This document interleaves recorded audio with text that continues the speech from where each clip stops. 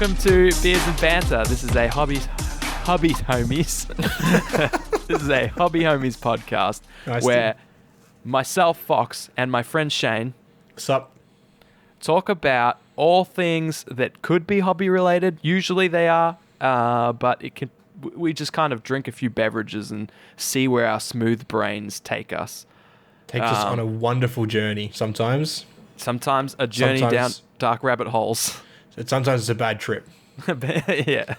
Most episodes have been described to us as a bad trip. So we're your hosts that are going to take you on that trip.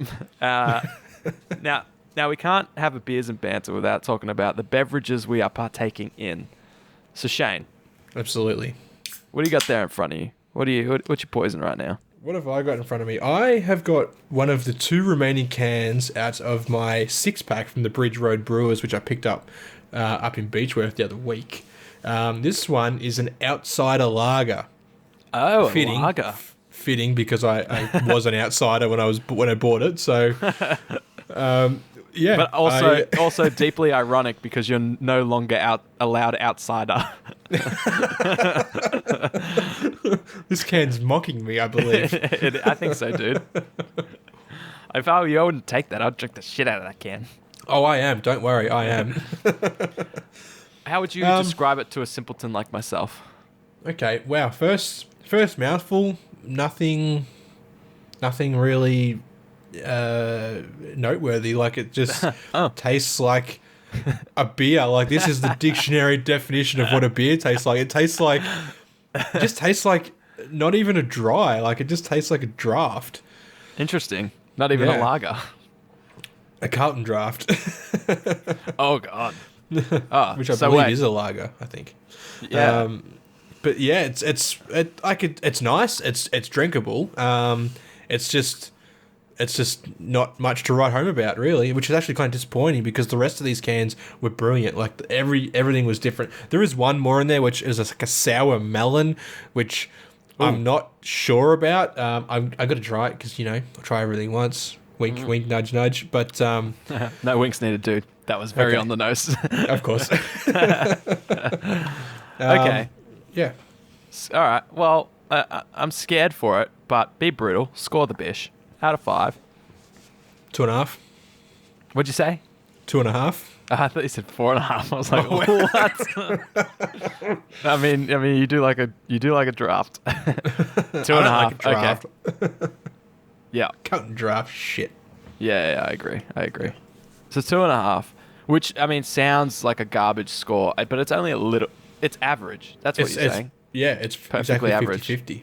Yeah, as all things should be. Exactly. All right. So, what are you drinking, dude? Well, I have it's a beverage. It's called Hopmosphere, which is difficult to say after you've had a few of them because they're 7% alcohol. Jesus Christ. Now, this comes from the Colossal Brewing Company, which I bought this can. It's a West Coast India Pale Ale. I looked at the art and I was like, it has a familiarity about it, but I can't quite figure out what it is. And I put it in the fridge, and where I placed it in the fridge was next to an empty cardboard box of a beverage called Mind Harvest, which is similar art, also from Colossal Brewing. So I've had their Mind Harvest, which is an East Coast India Pale Ale. Sure. So East Coast IPA. Yeah. And now I'm having a West Coast IPA, and I just wish I could remember anything about Mind Harvest to be able to compare it to Hopmosphere. But okay. I remember, I think I downed Mind Harvest in a night, and I remember thinking, pretty good. But I never purchased it again. So I'll come back to Mind Harvest one day. I'll just, out of disgust, hit it off my table. But let's come in on Hopmosphere. And the first thing I noticed about this, as I took a big old whiff, is it's just rich with apricot. Apricot. Okay. Yeah. It was so. That's all I could smell, and then after I took a sip, that's all I could taste. So I haven't read it yet, but I'm sure it says. These things are paragraphs, in craft beers. They're a story. It's like reading Alice in Wonderland. Here you go. Vibrant aromas of apricot, and that's the first one they mentioned. Apricot and mango, backed up with a classic West Coast malt character. Oh yeah. Now that they've said that, I could definitely get the malt character. Sure. But this is pretty good, actually. This is, for how strong and potent it is on the alcohol, and how strong this apricot, which I don't actually like apricots, smell is and taste. It's pretty good. I'd probably give it a 3.5. Okay. Yeah. Yep. Yeah, it's pretty good. I would definitely like, if I went back to this store again, this is the beer I would get from there if they were out of, Balters. So Yeah. Righto. Yep. pretty good. Happy with it. Nice, dude. Nice. So, Oh. listener questions, Shane. Can you play the jingle? Churchy hasn't delivered with it yet. Can you just sing it? No. Go on. Okay. Go on. I don't know how I can't remember how it goes. It doesn't go. We don't. Listener questions. Listener questions. These are the questions the listeners asked. I think that's what I was saying last time. That's terrible. Well, it's better than what you did, my friends. Have you got one for us? Yeah, I got one. All right. Serve it up. Hocker's hit me up the other day. Now, he's asked a great question. So, now, Okay. he wants to know. You're adding suspense. It's a doozy. Yeah. Which of the Emperor's 18 sons do you have an affinity for, and what is, in your eyes, their greatest moment in 30k/40k lore? Or, which member of Daddy E's dream team is your MVP? Wow. Oh, it's insane. Like, how does he think of that, right? First of all, is there 18 Primarchs? Yeah, there is, yeah. Well, there's actually 20, but 2 of them are... We don't speak of them. What? Don't we? No. I don't know. You know, I don't know this stuff. We don't speak of them. Speak of them, please. We don't. Enlighten me. The Inquisitors will show up, dude. Oh, okay. I don't know. There's just nothing about them. They're missing. They're redacted or something. Yeah. I feel like it's just a future-proofing the old storyline. Right. Yep. Okay. Right, that? Yeah, I don't really know Primarchs all too well. Like, I loosely know the main ones, like, Girly one. Man. Girly Man. Okay. Name 2. Name 2. Come on. Lehman Russ. Yeah, okay, cool. Or Russ. Yep. It's just Russ, right? Is it Lehman Sure. Russ? Yeah, it's Russ. I think it's Lehman Russ. Sanguinius. Yeah. Sanguinius, yep, that's 3. And the rest. And their homies. Yeah. Magnus, Mortarion, Horus, Fulgrim. Yeah. That's right. Angron. There's heaps. I think, off the top of my head, like, I don't know them all well, but I believe I like Magnus the best. I just think that the story around them is so interesting, but I can't quite remember why. It's like they were tricked. They were tricked, right? Yeah. In a similar way to the Necrons were tricked into their existence, their current existence. I feel like the Thousand Sons were also. But I don't know much Thousand Sons lore, but they're very cool. And Tzeentch does his he got his ways. So I'd love to know. Yeah, I'd love to learn more about the Thousand Sons. Yeah. Maybe in one of our lore tidbits one day we'll hit them. I remember knowing... Keep making promises, dude. Yeah. Hey, man, that's what we do. Promise, over-promise, and under-deliver, my friend. Those are the pillars this podcast was built on. True. Yeah, I just can't remember. They got turned to dust, right? And then their souls are bound to their suits, or I can't... Yeah, okay. Yeah. I don't know. Yep. We'll find out. I used to know because back when I went on one of my many kicks... Yeah. where I bought Thousand Sons. But now, I got no idea. Yeah, that's fair. What about you, dude? Oh, like first inkling is to say Sanguinius just because of Blood Angels. Of course. But man, it's tough. Like, because I kind of like Horus too, even though he ends up being a bad guy. I like how he was sort of, tasked as the War Master and set on the Great Crusades to bring more worlds in under the Imperium banner, and yeah, like I just you can there's a cool thing about every product. That's the thing with anything 40K. Like there's something cool about everything, you know. Yeah. Yeah. Even like even like Fulgrim, like the orgy that becomes of him turning to chaos. Like you're reading it and like this is just disgusting, but it's a cool story, you know. Like yeah. So I don't. It's so hard to choose. Yeah, maybe a tie 50-50 with Sanguinius and Horus. Yeah, that's fair. Yeah. As you were saying that, I remember. No, I don't. I was going to try and elaborate a little bit more on Thousand Suns, but I feel like they were mutating quicker, and like they were slowly getting lost to the warp or to chaos or something. No, probably not. But then he made a deal.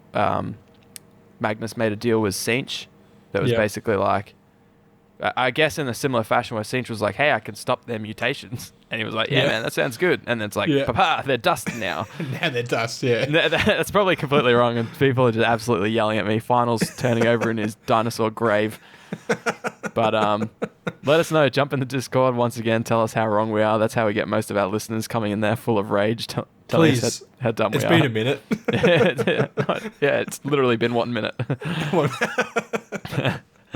So yeah, you know what? Yeah. I'm going to ponder on this question more. I'm not going to say we'll bring new answers next week. We're going to temporarily lock in those, but we'll see.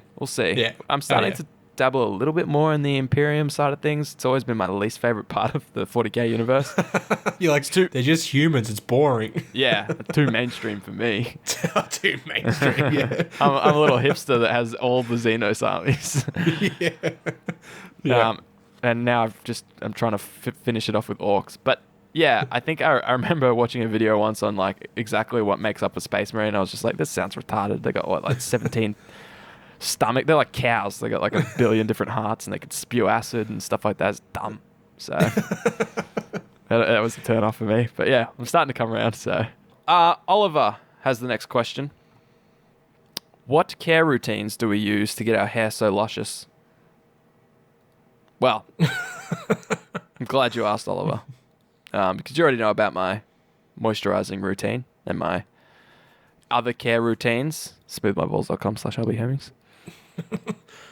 I use water. What about you, Shane? Water. You use water. Yeah, that's how I get my hair so luscious. Natural oils. It works. Oh, no. No wonder you're always so sticky, dude. I prefer to be... I'm a bit of a Spider-Man. I'm kind of a superhero with my stickiness. Nah, that's not a good thing. Okay. I just use the old 2-in-1, mate, and a bit of ultra hold wax when my hair's not too long. Yeah, you know what? I was jesting. I also just use the old 2-in-1. I don't even know if the one I use has a brand. Nah. But it all comes down to the wax. You know, you get a good pomade with a bit of a sheen to it. That does all the work for you. Do you use a comb? I don't own a comb, but I do use a hairbrush from time to time. Maybe like once a month. Yeah. See, like I use a comb when I use like gel or wax or whatever. Oh my goodness. Yeah. I started seeing like one of the blokes at work, he's a barber, and he's got like a full on like setup at his joint. So he cuts my hair and he's a wog. Yeah, okay. So he's got a comb. He's got many combs. Does he? Are combs like paintbrushes in the way that they got different sizes and everything, and brands? Yeah, they actually are. Like I'm looking at his like he keeps all his combs in like a pot with like water in there, but also some kind of blue liquid, which I think is like a disinfectant or something. Oh my goodness. Yeah, it's crazy. Anyway, and he's like, bro, he's like, you gotta comb your hair, bro. And I'm just like, yeah, mate, no worries. yeah, sure, dude. Can I have one of yours? Wow, what do you think? I'll just get these combs from like any dollar store? It doesn't work like that, man. So I'm gonna get a comb. Yeah, exactly. I'm gonna see how much a cone adds to my volume and luster. Just call it a cone. Did I? I might have. I think so. I might have. I don't know. Pretty confused. I'm confused why we're like 20 minutes into an episode, haven't talked anything of you. We're talking beers, Batman, who's the biggest bitch out of us, And hair. and hair. So far so good. Winning. Hey, question. I want to. I think you know very little about the new kill team that's coming out for, from Games Workshop in the 40k universe. Oh man, I know. Fuck all. Besides Krieg, Orcs, and like shovels, that's it. Yeah. Well, I've there's been a lot of new information. They're doing that thing where they sort of like drip feed little articles on Warhammer Community about different phases or different mechanics of the game in the lead up, to sort of just like make that lull between when they announce it and release it a little bit more bearable. And just slowly add more coal to the flames of the hype train, effectively. So I've got a little summation for you because there's some pretty exciting stuff, I think. We're big kill team lovers. But I think kill team to us was a little bit... We didn't play it consistently enough to learn the rules well enough that the games went quick enough. No, they were still taking us a good hour or two. But we were frothing them for a while, remember? We were like, why play big 40k when small 40k is fine? The trick. Why play many turns when few turns do the trick? Exactly. Yeah, it was like that. And I think it's because maybe we played and like a game would take us 2 hours and then we're like, oh, actually, why aren't we then playing full size 40k? Yeah. If it's taking us 2 hours, then, let's just add another hour and play full size. Of course, full size takes us much longer than that, but I digress. One of the big things I'm most excited about this game, this version of Kill Team is... Oh, there's a lot. Let's get into it. So, it's a different system altogether. So, 40k... Kill Team has always been sort of like 40k, a smaller, basic version of 40k. The way the rules are written are very similar. Some of the rules are either from older editions of 40k or it's basically 40k light. Yeah. But now it looks like they've just thrown everything out and started from the ground up. And now it looks like it's a culmination of Warcry, Necromunda, and even Infinity. They've taken the best parts of those systems and sort of thrown them all into what looks like it's going to be an amazing version of the game. Nice. That is awesome because we played a few games of Warcry and loved it because they were quick and easy, and super intuitive. So the fact that this is standing the same is sick. Yeah. So it's more like Warcry in the same way that the models rules in the game are completely different to what they are in the main system of that game. Yeah. So the Warcry models have their own unique rules, special abilities, equipment and stuff, and are completely different to what they are in Sigma, for example. Yeah. This is true for 40k. So it's like they're designing it, instead of just using 40k as a reference and sort of trying to tweak those rules into Kill Team, they're doing it the other way around. They're going, we have this unit in Kill Team. How can we take the fluff and everything we know about what those models should be able to do and put that into this game? Yeah. With almost no reference, it feels like, from the 40k system.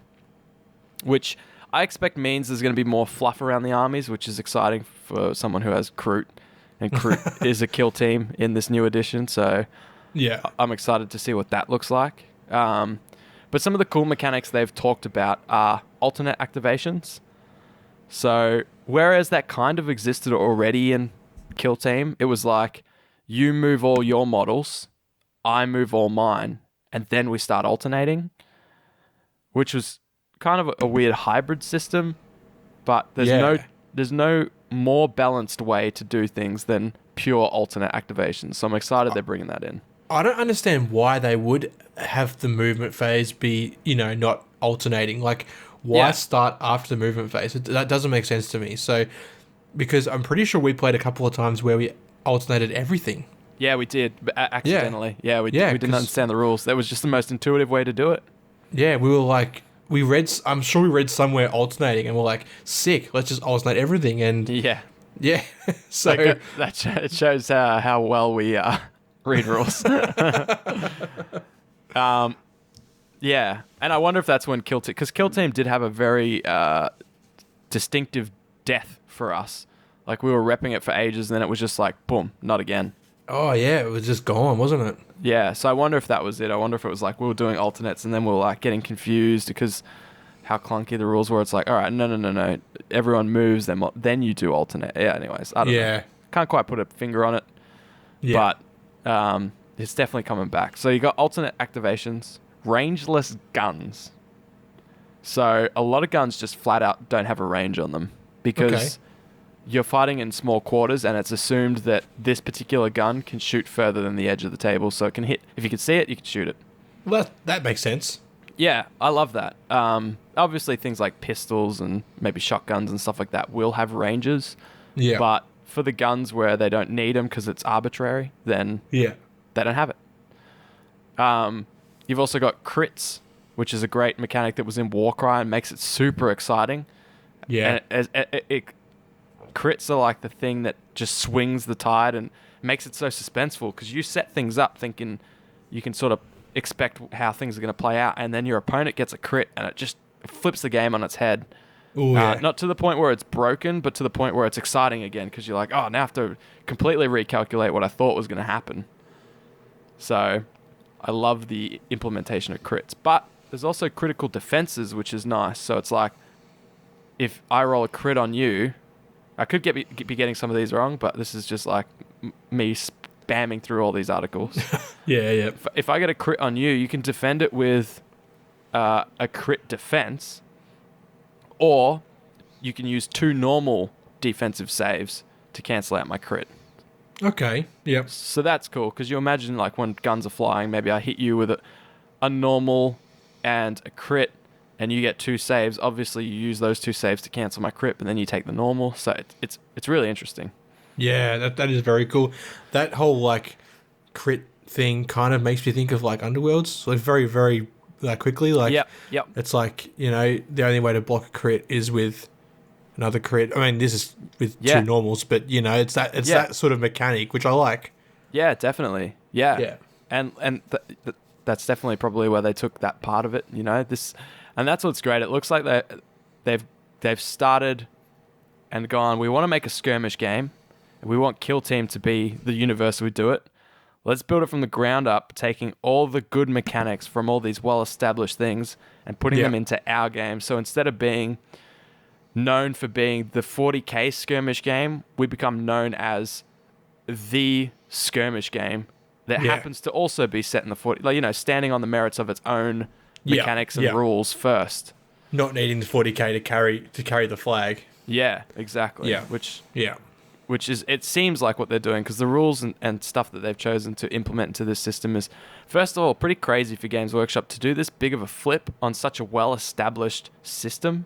Yeah. Like, you're talking about just tearing, it's like killing the old world, not quite that extreme, but, you know, that was dying off, whereas Kill Team, it's like, you've ripped the guts out of the old one, thrown it to the waste, and built this whole new thing. Yeah. I think it was needed though, man, because I don't know how the scene was doing. I don't like, you know, I mean, we're not in there with everything, but like, it certainly died for us. Yeah, so it did. It really did. Quick too. Like, it wasn't like it tapered off. It was just, like you said, it was just gone. Yeah. So, yeah. I think it got a little bit weird when they, you know, having to get the Elites expansion and the Commanders expansion and all that kind of stuff. Like, I get releasing constant content and trying to get an income source for that system to support that system. I get that, but like, I don't know. This seems exciting. Maybe they didn't know what they were doing with those 2 expansions. They're just trying to like, you know, test the waters and just gauge what the community's thinking about these games, and the fact that they mustn't have done too well probably determined them to make a whole new edition. So there's also that allure of being the company that establishes a mechanic or a way things are done. So you try new things and hope you hit, because if you do, then it's a thing that's unique to your system. Yeah. But I think this is a much better idea, where you're instead taking the best things from all these other games and throwing them into a cohesive rule set and then your unique spin is your universe and the way you do the weapons and the models themselves, you know, not the actual mechanics. So Yeah. Another thing is the close combat system is like it's a fight off. So it's like simultaneous basically. Yeah. So you roll your hits, I roll my hits, and then you can assign your hits as actual hits or parries. So like say you're the attacker, Shane, you've attacked me, you've rolled 2 hits. Yep. And I've attacked back or whatever they're called, and I get 3 successes. I can choose to assign all 3 as damage on you, but I think we'd go one by one. So you go, my first of the 2 hits will be an actual hit, an attack. Yep. And I go, okay, I'll let that through, but then I'll use mine as an attack as well. Okay. And then you go, well, I'm going to use my second one as a parry.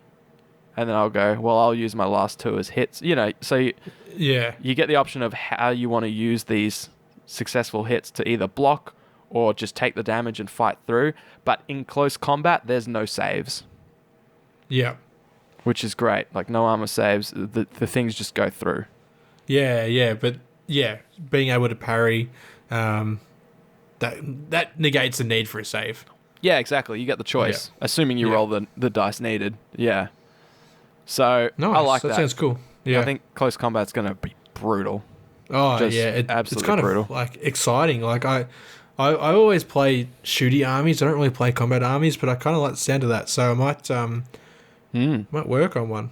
You got some Acolyte hybrids there. Oh, yeah, dude. Some saws and stuff, which is going to be interesting. Moving to a point I'll make in a few sec. Multiple actions. So every model has like 2 actions. Yep. Except for things that are like superhuman, like Space Marines, they have 3 actions. Of course. So similar to like Necromunda or a lot of other games, you know, you can do like simple actions that take up one of the actions, or more advanced ones that take up 2. Yeah. There's obviously a list of different ones like move and charge and whatnot. I'm expecting move. You know, move is 1, attack is 1, but charge would be 2, kind of thing. Yeah. So that's interesting, and I'm guessing like performing actual actions cost an action, like for missions and stuff. The thing that I found most interesting and exciting, because it kind of, and this is the final change that was released today. Yesterday now. Yeah, yesterday, sorry. They're doing away with points in terms of the way you build your list. Okay, so how do you grade it? I'm still trying to figure it out. So basically it says points are officially a thing of the past in Kill Team. Balance, on the other hand, most certainly is not. So that's great that they made that point following up very closely, because you can't have that as the second point in your article on this and then completely ignore balance. Like it's obviously something that's important to them, which is good. I don't want them to go down the power level route where it's like, hey, take just an average. Yeah, so it's like, hey, you can take 10 people, and you're like, well, what if I want to take all 10 with the good stuff, you know? It's like, well, you can. Yeah, I know, yeah. So, I mean, I hope it's not that. They can't do that and claim it to be balanced, you know? Yeah, so, if it weren't competitive, it has to be granular. Yeah. So, I don't quite know. So, basically, it looks like you select your matched roster of up to 20 things. You put all your 20 stuff on it. And then when you actually pick the mission, you make these fire teams. Okay. Which is straight out of the Infinity Handbook. So, you know, some more elite armies can only have 1 fire team, but your more haughty ones could have up to 2. Yeah. And then you make the fire teams out of the 20 things that you've put on the roster. It tells you, it's got these little breakdowns on the article. So it says a guardsman fire team can include 7 guardsman operatives selected from the following list. You know, trooper, comms, gunner.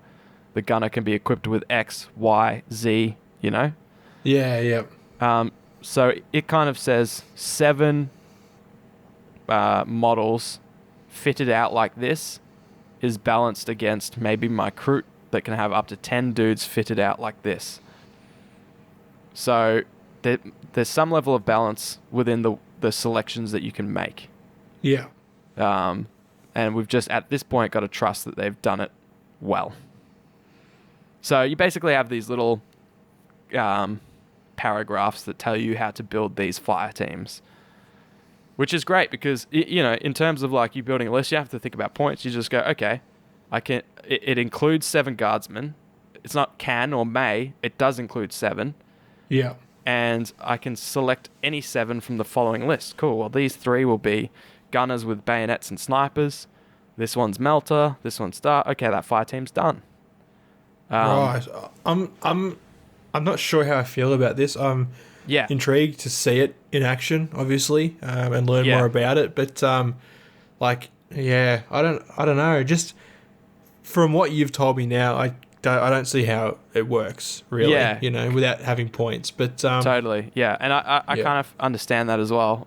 It says in the article, generally speaking, the less imposing the operative, the more of them you get in a fire team. For example, in one fire team, the Death Guard can take up to 3 Plague Marines or 8 Pox Walkers. So, like, yes, that aspect of it is balanced. But what if in here, in the Guardsman fire team, I take all 7 with plasma guns? Surely that's better than 7 with las guns. Las guns aren't there. A Guardsman Trooper. So, there are further limitations. So, if your kill team does not include any leaders, all right. So it's a little bit limited. Yeah. So, like, you can't just take 7 gunners with plasma guns like we thought. You can only take up to 2 or whatever. But that doesn't necessarily mean it's balanced. If your opponent takes like 7 troopers, and you take 5 troopers, so it just means. Yeah, like you said, we'll have to wait and see what it looks like. Unless they do it in such a way that like just having a plasma gun doesn't necessarily mean stronger. What if a plasma gun with a bayonet makes you slower, or there's some other implication that you're like, okay, it's more situational instead of strong, if you know what I mean. Yeah. We'll see. I don't know. I don't know how I feel about it. Just gonna have to wait and see, I suppose. Yeah, it's an interesting one. I am excited. Like, if they can do not using points well, could you imagine how easy it's gonna be? It's like, hey, this is how you have to build this list for this mission. You have to take XYZ. And you're like, cool. Yeah. All right, I'll just pick XYZ out of my 20 man thing. Yeah. Which is cool. The last thing is, I can see on this thing it says archetype security or archetype security. So I'm wondering if there's a bunch of different archetypes for each, let's say Imperial Guard, and you go into a mission, it says, hey, for this mission, you need to build yourself 1 security fire team and 1 infiltration fire team, and your opponent does the same. Yeah. So, that would be cool. That's just me guessing. That would be a cool way to do it, like to keep the missions like fun and vibrant. Because then you don't actually just have your list, right? You don't have your 10 dudes that you take every single time.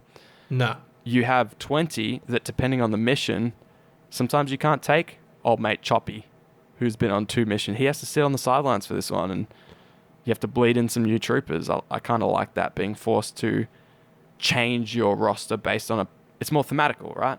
Yeah. So, anyway, that's everything we know about kill teams so far. Wow. There's a lot to learn. I'm keen though. I'm definitely keen. I'm getting one of those boxes. You can't stop me. I won't try. Can I have the orcs? Fucking can't you want to split me. it? Or don't do that to me. Were you thinking about keeping the orcs? Maybe. Do it, dude. Nah, man, for sure. Hell yeah, do it. But we always go Harveys in the new boxes. We don't have to, dude. I was just taking orcs because I just assumed you weren't gonna. But if you're a little bit keen on them, both. Yeah. Yeah, rock both, man. I want to roll Kroot and nothing else. Yeah. I think anything else will distract you. So I'm doing you a favor, dude. Thanks, man. Appreciate it. No more green skin for me. I already got my hands tied with that. Yeah. So I'm excited for us to get, like, I don't even really care if they mess up the balance a little bit, because you and me are just going to play this like Beer Hammer style anyways. The missions are going to be so dope. Yeah. I hope there's bulk missions. I hope there's a great campaign system for it. It's set up. What they've leaked so far is just they're nailing it, in my opinion. So good. I'm excited, man. This is going to be good for us, because this is kind of what this, like you said, this was our main thing for a while. We were kill team players that also were interested in 40k, you know. Fucking oath. Yeah. So if we can get back to this, I just start repping out bulk games in an Arvo. Oh man, sign me up. Hell yeah. Well, Sweet. I've finished my beers. Yep. My lager is done. I'm not tempted to try that sour melon tonight. No, maybe next week. and I got work tomorrow. Oh yeah, that's all right. In mere hours. Yeah, True. let's go play an ARAM with Ollie and then you can hit the hay. True. Thanks all for tuning in. Just in case you're listening to this on release or relatively soon after, we've got a discount code for miniature scenery. Oh, yeah, miniature scenery, 20%. So hobby homies 20 at checkout. Get yourself some sick terrain or paint racks or hobby stations or anything. Yeah. Oh man, his range is phenomenal. Support a local. Speaking of, if you want to do any hobby shopping at all, please hit up our local stores. They both do online. We've got Guff in Geelong and Werribee, but you can just go to Guff, their web store, because the stores are closed. Or Throw the Dice. Tricky has recently moved to a new store, and I'd love to, like, if anyone can help him out, like opening a new store in the middle of COVID. So unlucky, man. He spent 2 or 3 weeks making the move, and then lockdown happened, and it's another 2 or 3 weeks. Like, to be a small business, independent hobby store, trying to do that, it's got to be tough. So if anyone can... Oh, it's brutal. Yeah. If you're getting any hobby supplies, go on Throw the Dice online. TTD online. Yep. Or is Should it have TT messaged on Dice? Facebook too. Yeah. TT Dice online, I'm pretty... Yeah, TT Dice online. Yeah. And shoot a message on Facebook as well. They're all super helpful. Yeah. They can order stuff in as well or post stuff to you. Hell yeah. They've both stores are constantly getting stuff in, so if you have a question about whether or not they have something and it's not on their store, just shoot them a message. Yeah. Cool. That's it. Thank you so much. I've been Fox. I've been Shane. And you've been listening, surviving, tolerating, and most importantly, surviving. Doodles. All right.